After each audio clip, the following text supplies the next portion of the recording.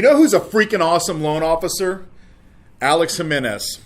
This kid is near and dear to my heart. I absolutely adore him. He is such a powerhouse.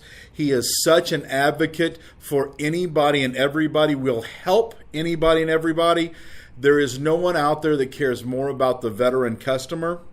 There is no one out there that cares more about the purchase money business and helping people get into a home. Alex Jimenez is a freaking awesome loan officer. Hey, Alex, I appreciate you taking your time out today to do this with me.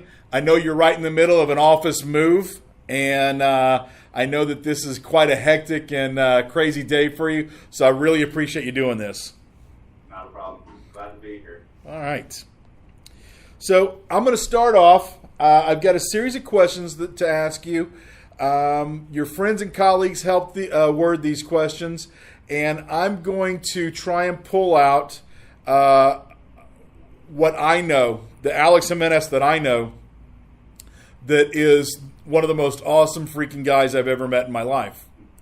By doing that, I may ask you some questions that are uncomfortable. I may lead you into some areas that are uncomfortable, but I really don't care because I want the world to know who the guy is that I know.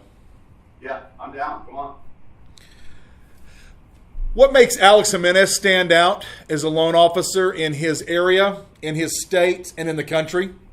I would say the biggest thing is that I'm extremely transparent. I take time to get to know my client, but also take time to educate them as well. I think the transparency is something that's huge, though, especially with my real estate partners. They don't get the BS, hey, I'm going to come and I'm going to pay for this. I'm going to do this for you. They get me as I come, as raw as it is. The way you see me right now is the way that I show up to just about anything except for, an open house or something like that. I wouldn't show up wearing what I wear, but I don't do open houses. So I think the transparency is the biggest thing. Well, that's one of the things, what you just said is you don't do open houses. That's one of the things that I think separates you from a lot of your alleged competition is the fact that you're not practicing the mortgage business, that you actually live in it, you write it, and that you are the consummate professional in your area. You don't have to do things that truly don't help you or your community. Waste of time. I mean, let's face it. An open house, the people are there to see the home. They're not there to get the financing questions answered and things like that. Most of the time when people are out looking for a home, they know what they qualify for anyways. So why would I spend my Sunday, one of the days I get to spend with my children, sitting in an empty house? Now, granted, I value the relationship of my agents, and if they ask me to, be it for somebody to kind of be there with them for safety reasons or whatever, I'm always open for it. But I will tell you, I've done one open house in the past 2 years, and that was me being there as a male because it was in an area that wasn't a bad area, but it wasn't the best area of town. Okay. All right. What technology do you love using that Hancock Mortgage Partners provides you? The biggest one that I really enjoy using, and I know the perpetual machine is huge, but the lead sources. I mean, to me, the hot homes of all the lead funnels that we have set up, it's a great way to extend and build relationships. Pair that with the Pre-App 1003 that we have built out for Hancock that we're using. Those two things put together, it's an unstoppable thing. On the way here, you and I talked briefly, but you saw how bad my service was. I actually had a veteran that filled out an application on the way here by me simply sending him the link. So that's something that's very powerful in my business as well.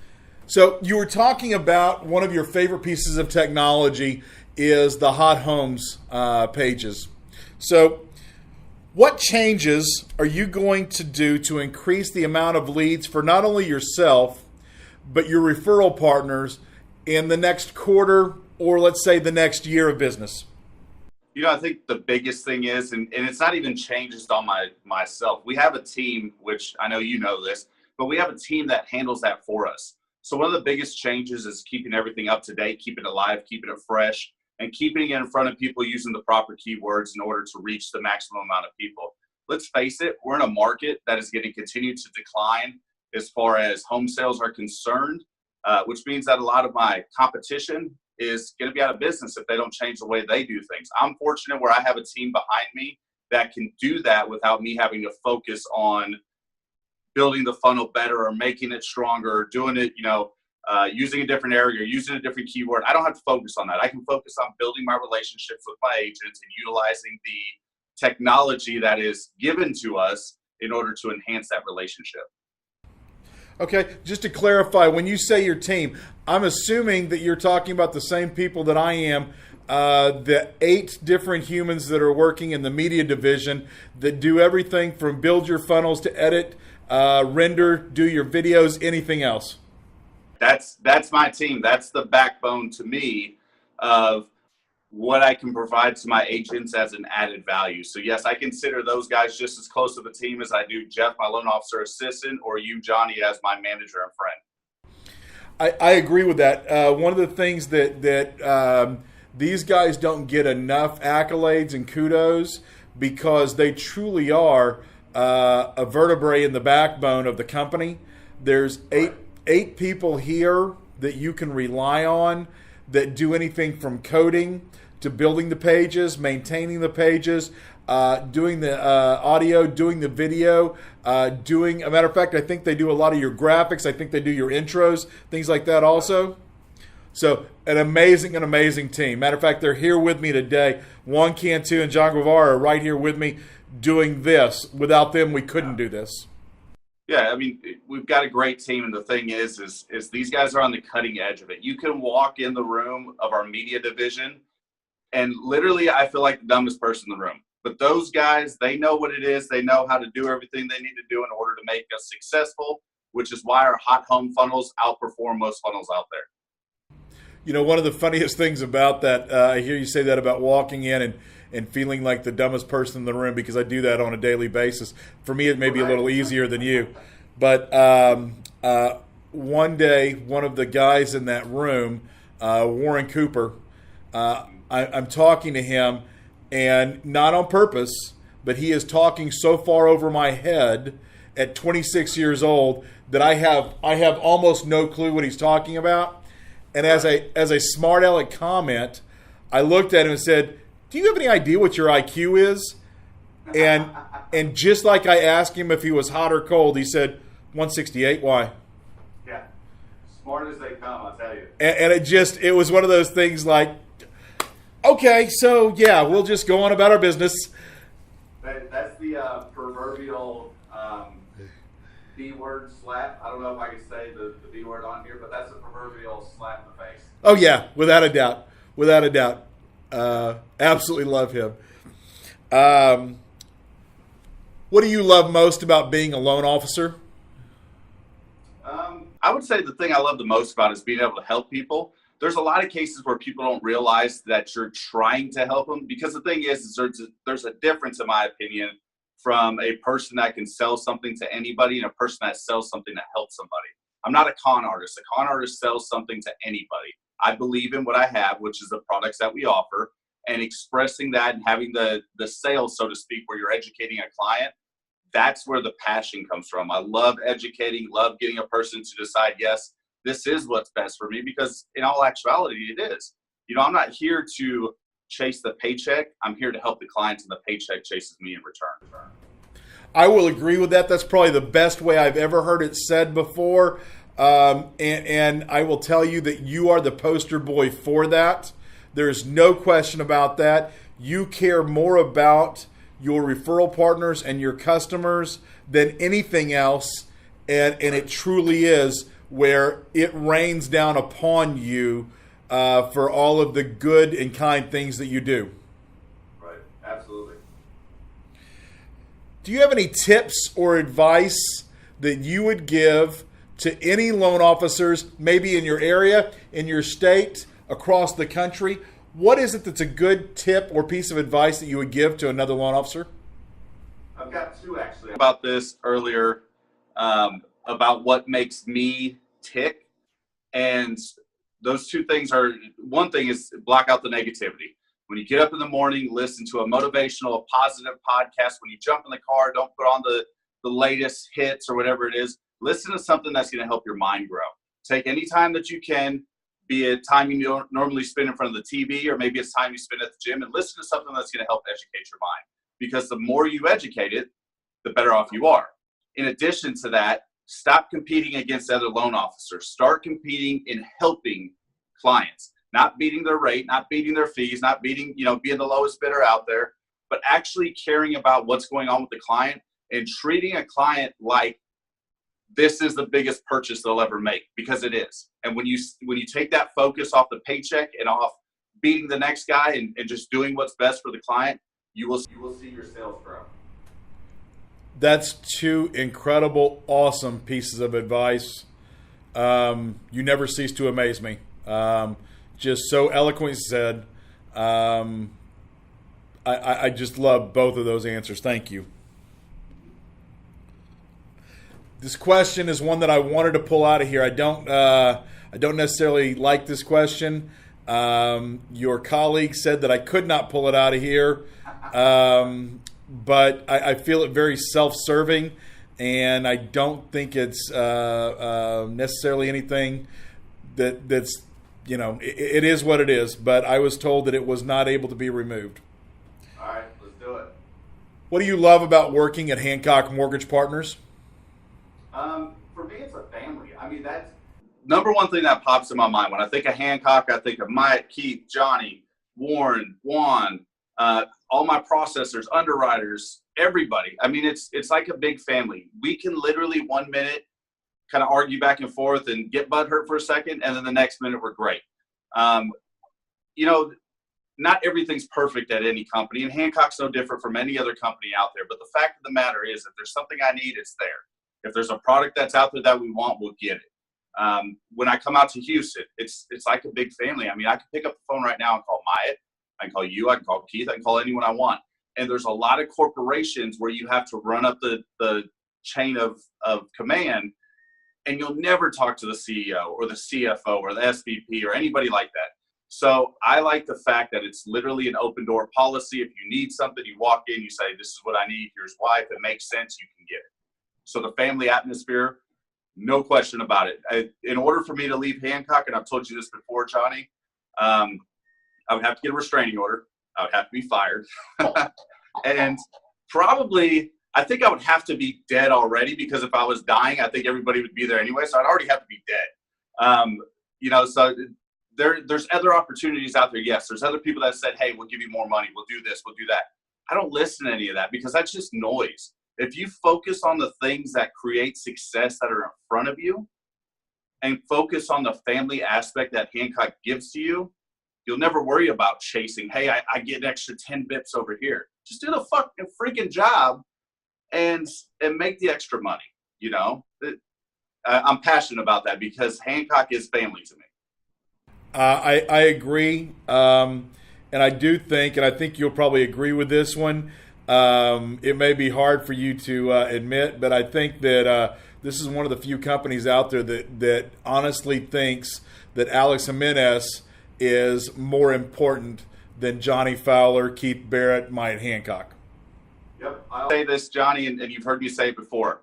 Hancock cares more about the loan officer and not about the loan. And that rang true when I was transitioning companies from my old company, which I enjoyed my old company. I didn't have a problem. I came over because of other aspects that I enjoyed more. But when my mom passed away and Mr. Hancock offered, hey, is there anything I can do, anything like that? And he's the one that made that phone call to me, that sold me. And it wasn't like he made that phone call to sell me. He made that phone call because he cares about people.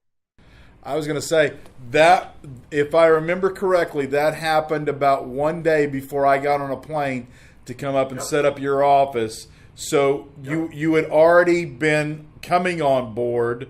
You were in that position, but from your perspective, it didn't make a difference in your opinion. You already made that decision, but it's just something that was above and beyond. That's correct. Yeah, there's no question about it. I knew where I was. I knew that Hancock interested me several months before you and I even had a conversation. We were at a conference in Dallas. At that point, I was like, wow, this Hancock company is something different. Now, keep in mind, I wasn't unhappy where I was, but I knew my chances to advance further were greater with Hancock because they understood me and my tactics and allowed me to do things within regulation that I could do in order to excel and succeed. What is one obstacle that you've had to overcome as a loan officer? Letting go of control, I would say, is the biggest thing. As loan officers, we look at these and, hey, this is our paycheck, this is our baby, this is our mortgage payment, our rent payment, our car payment, whatever it is. And taking a step back and saying, okay, it's in Jeff's hands now. Jeff has it. Let me go out and find another deal. It's in Tiffany's hands now. Tiffany's got it. Let me go out and find another deal. That's hard for most loan officers to do because I myself wanted to walk that baby all the way down the aisle. It was the biggest obstacle to overcome, but I've learned to do it greatly now. And I'm actually really good at it. But this allows me to continue to let my business grow so we don't see what we see with most loan officers, which is that up and down roller coaster where we have 10 units, 1 unit, 10 units, 2 units, back and forth. Now we relinquish that control and we can continue focused on what helps people, which is producing. I agree. One of the things that I think that to me, watching you give up that control and controlling what you can control, letting others control what they can control, one of the things that I've seen is it has turned you into not only an amazing loan officer, but one of the things, you're a top producer. And you've got the ability to stand in any room, in anywhere in the country, with your head held high and know that you're a top producer. You're a single-man origination shop. You have one real support staff other than your processor. And in January of this year, over $2 million. In February of this year, over $2 million. In December of 17, over $2 million in production. And the one thing that I notice is you're having a good time. Oh, yeah. We're always having fun. Jeff and I always say, we wish we had a camera to follow us around because we have such a good time doing what it is we do. And the reason why is it's very simple. Something bad pops up, you deal with it, you talk to the people that need to know about it, you move on. You find out that there was a large deposit on a bank statement. You address it, you fix it, you keep going. There's too many loan officers that are currently working in our market that would take that, hide it, stress about it for 2 days, and then still have to face the fire anyways. So we've learned, just deal with it. Just go and enjoy life, because if you can't enjoy the place where you spend a great amount of your time, then you shouldn't be there. And that's the thing that I found that's kept us most successful. I do not recommend putting a camera on Jeff and following Jeff around. I think that he may end up institutionalized. Yeah. Something along those lines. So let's just stick with the fantasy of having a camera on Jeff. Yeah, that'll work. I'll just keep putting cameras in this new office, and it's just for security. It's not to stalk anybody, but yeah. And I got him a little Echo Dot so I can speak to him through it from back in the office because this one's laid out a lot longer. And so we'll see what that does to his sanity. How come I can picture you doing spooky voices and hiding the Echo Dot and stuff like that? I'm going to do all that. And one thing is, too, the cameras that I'm putting up, I want to be very clear to the people that are listening. The cameras aren't here to make sure that Jeff shows up on time. The cameras aren't here to make sure that people are doing their job. The cameras are here to make sure that my office and your information is protected with the utmost security that we can get. I want to make that clear because a lot of places use cameras to make sure their people are working. I trust my people. And I trust that if I say do something, it's done. Agree completely. This is a funny question. To date, in the past 24 years, I've never met anybody who actually could answer this question completely as if it was their dream. Okay. Did you always want to be a mortgage loan officer? If so, why? If no, what were you pursuing before this? So, no, I didn't. I actually didn't know that mortgage loan officers existed until I had moved down to Tennessee. I was the sales and marketing manager. You know, I had always wanted to do something sales-wise because I was really, really good at sales. That's what I did. I was a leasing consultant. I leased out about 60 to 70% of a apartment complex with 3 other leasing consultants there. But I was a people person. So I knew I wanted to work with people. I knew I wanted to do sales. The one thing I didn't want to do, this is what my sales and marketing management position led to, was constantly moving. So I found out about loan officer and origination completely by accident. I had a buddy of mine that was the SVP for Chase.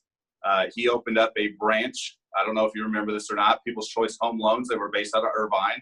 And he said, "Hey, would you be interested in being an account executive?" I said, "Sure." He said, "Okay, all you have to know is DTI, LTV, CLTV." And I said, "Whoa, what's all that mean?" But the helping, the serving, the moving, the always, every file is different. And so that's my passion now. It's what I love doing. And you're damn good at it. That's one of the things that's amazing. I was talking to one of your colleagues, your little sister Kelly Rice in Illinois earlier. And one of the things that she was talking about, and her and I were conversing about, was the fact that there are a lot of people that have been in this business. Say you take 2 people side by side. They've both been in this business for 3 years. Right. One does 1 or 2 loans a month. One does 7, 8, 9 loans a month. Right. The amount of difference in skill that top producer will have will always far reign over the lower producer, no matter what. There is more exposure that comes with the more experience when you're doing that, and you will, in my opinion, always get a better job from that high-producing loan officer than you will from that 1 or 2 a month kind of person. Do you agree? Absolutely. There's no question about it. The higher producing loan officer is a higher producer because of the fact that he or she takes a lot of pride in what it is they do, and they're able to manage their day. The biggest thing is time management, is spending that time and doing everything you need to do in a systematic standpoint to make sure that you're as efficient as they come. And that's why the top producer is able to do several deals and do them very efficiently, because they have a very methodical laid out system. Now, something just recently happened to you that I would be so incredibly proud of if it was me in your shoes. Tell me what it means to you to be named top 40 under 40 in the United States by a known, trusted, incredible publication like National Mortgage Professional. I don't know if words can really describe it, to be honest with you, because it's something that I look at my junior years as a loan officer. When I say junior, I mean, 5, 6, 7, 8, 9, 10 years ago. And I think when I was back in that market, I never thought I could be even close to where I am today. And I knew with the hard work and dedication, eventually things would catch on. But see, I was a lazy loan officer for a long time, and that was my choice. That's because I had a talent that I could turn on and off. So knowing that I've gotten to a point where I am now recognized as one of the top loan officers in the nation, I don't even know how to describe that. It's insane to me. I have my plaque right here on the wall, and I look at it and I'm like, it's mind boggling, and here's the thing. I'm not in a suit and tie in this picture. I'm how I am every day. I'm Alex with the t-shirt on, with the tattoos on his arms and everything else. But the fact I was 40 under 40 means that regardless of what you see here, it's what's up here that got me there. Agree completely. My understanding is also, and I can be a little bit coy about this one, is you just won a number of awards from your company also for being one of the top producers in the nation. Yes. Tell me about that. And with that, it's the team and the company and mine and everybody involved has always reached out and said, "Congratulations, you're doing a great job." Here, but having this little plat or this little glass thing that's yay big is always something that as loan officers we look at and we say, "Wow, we're really getting acknowledged for what we do." Because that's one thing, and Johnny, I know you know this because you are the kitten herder. And us kittens, we love to be pet. In other words, we love to be told, good job, keep doing what you're doing. And so reading the letter that came with it and seeing the awards is something that hit me right here because of the fact, like I said, I consider Hancock family. And knowing that I am doing what I can to make sure my family is happy with my performance means a lot to me. Well, I will tell you this. I'm only about a decade older than you are, but I do feel as a fatherly figure to you. You're somebody who means the world to me, and I want to make sure that you're taken care of and protected. And that goes back to one thing I was thinking about earlier this week. You called me in the evening, and most people they'd be like, oh my God, Johnny's calling. What's going on? There's a panic that comes with it. I look at it and I'm like, Johnny's calling. I'm never afraid because there's never a corporate structure there. Now, if I'm screwing up, I know you'll tell me. But, in a lot of companies, people are afraid to pick up that phone because they're afraid of the conversation on the other end. That goes back to what I'm talking about with Hancock being family to me. Agree. Let's take a quick little break. Check your phone real quick. I think you're at 10%. Yeah, I'm at 10%.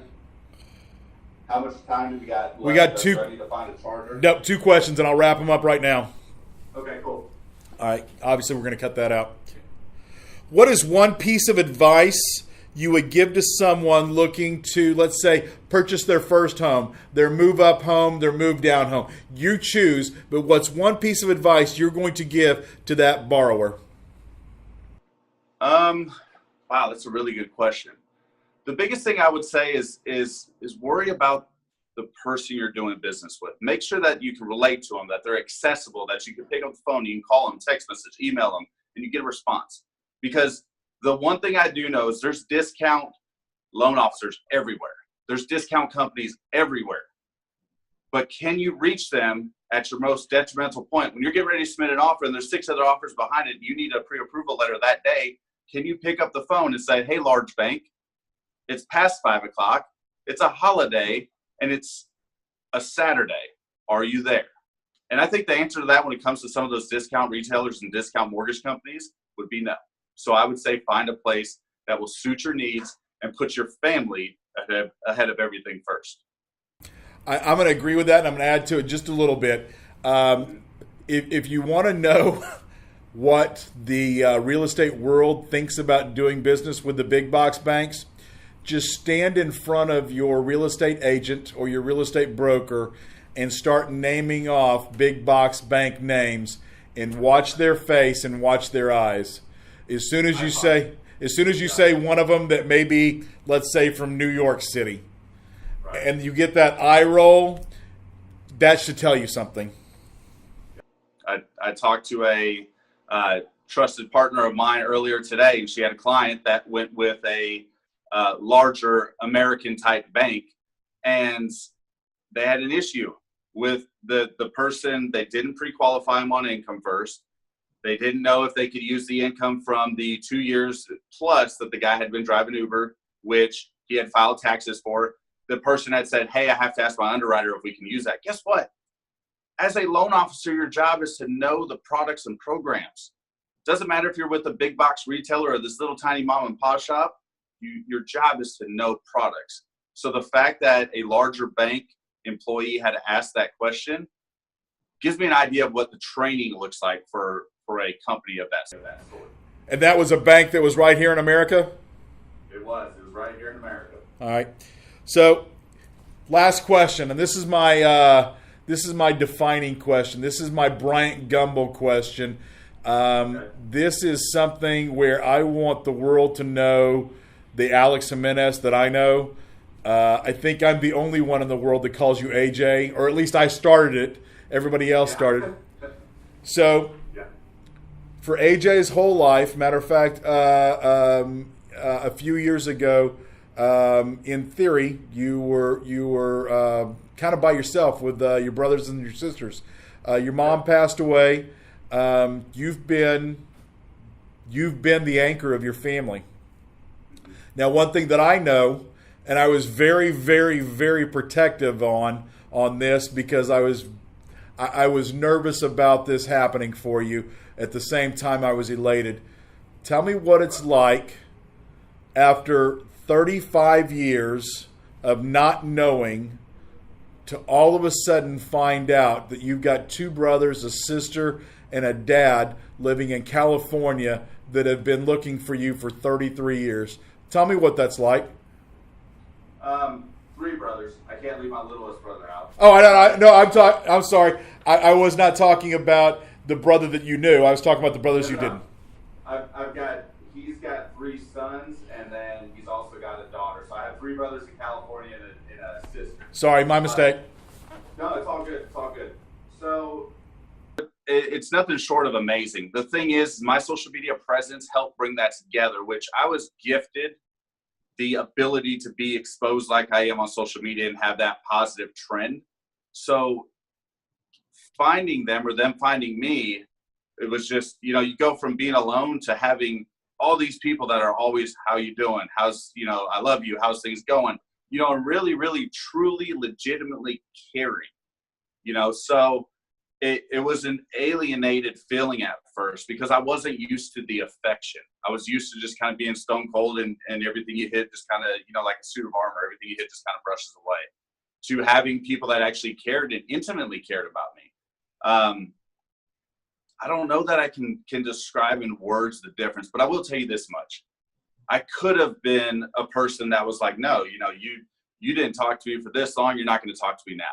But I knew doing something like that would only hurt me and hurt them as well. So I opened up my arms and I did what I rarely do and took a chance to take people in that legitimately cared about me. Like, I'm sure you know this, Johnny, I'm not one to just up and share my feelings. And so having that family and opening up those doors and saying, yes, I accept you guys and there's no hard feelings, took a lot to do. But I don't feel like there's been a 33-year gap. I mean, the fact that my grandma on her wall had a picture of me when I was 3 years old, and she kept that in the same basic vicinity of the house in every house they lived in, and she used to go to the mall every Christmas and look for me and look for my mom, it really provides a feeling of value to me, meaning that I feel like I'm more valuable than I did prior to this happening. I'm sure that I drove you nuts, sending you text messages and instant messages every couple hours while you were out there. But I was worried about you, and I just wanted to make sure that you were okay. No, and I appreciate that. And once again, as family, I would do the same thing if the roles were reversed. There's no doubt in my mind, ever a doubt in my mind. I just want to tell you I appreciate you. I am so proud to call you my colleague. I am so proud to be part of your family. It's one of the greatest things, and I appreciate you above and beyond all. So thank you for being who you are. Yes, sir. Thank you. And don't forget, I'm going to have an open house at the office. I will announce the dates and announce the times. But come out and check it out, man. You're going to love this office. I'm telling you, we've done some things here that you're going to walk in and be like, that's sharp. I promise you, you're going to come here and be like, this is one of my sharper offices in America. I will. I'll be there. I'll be there. Yes, sir. Yes, sir. I will definitely, I'll let you know a date ahead of time. I'll plan it a month or so in advance because I know you got a lot going on. But we'll definitely get it laid out. Come out to Tennessee, enjoy some smoked food, and have a good time. Perfect. Maybe I can get some of our friends together, like Brian and Barry and those guys, to come out. That's what I'm talking about. That'd be all right. There's a reason why I told you Alex Jimenez is a freaking awesome loan officer. Beyond that, Alex Jimenez is a freaking awesome person. I absolutely love this guy. There is no better. Alex Jimenez is a freaking awesome loan officer.